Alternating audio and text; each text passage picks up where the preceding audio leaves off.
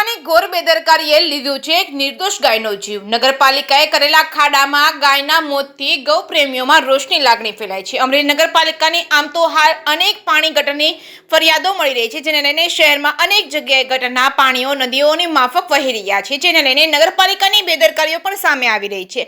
હાલ અમરેલીના સાવરકુંડલા બાયપાસ પર એક પાઇપલાઇન રિપેરિંગની કામગીરી કરવામાં આવી રહી છે। ત્યાં જેસીબી દ્વારા ખોદકામ કરવામાં આવ્યું છે, પરંતુ ગોકળ ગાયની ગતિએ ચાલતી કામગીરીએ આજે એક નિર્દોષ ગાયનો ભોગ લીધો છે।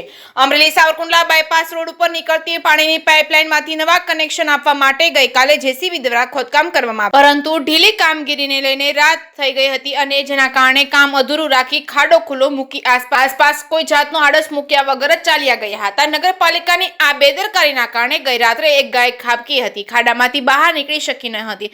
તરફડિયા મારી ખાડામાં જ તેનું મોત નીપજ્યું હતું, જેના કારણે ગૌપ્રેમીઓમાં ભારે રોષની લાગણી જોવા મળી છે। અમરેલીના સાવરકુંડલા નેશનલ હાઈવે ઉપર હજારો વાહનો અવરજવર કરે, પરંતુ કિસ્મતથી કોઈ બીજી દુર્ઘટના ઘટી નથી, પરંતુ આવી બેદરકારી વાહન ચાલકોનો પણ ભોગ લઈ શકે છે। જે કેસની ગુજરાતી સાથે જૈનિક સુચિત્રા, અમરેલી।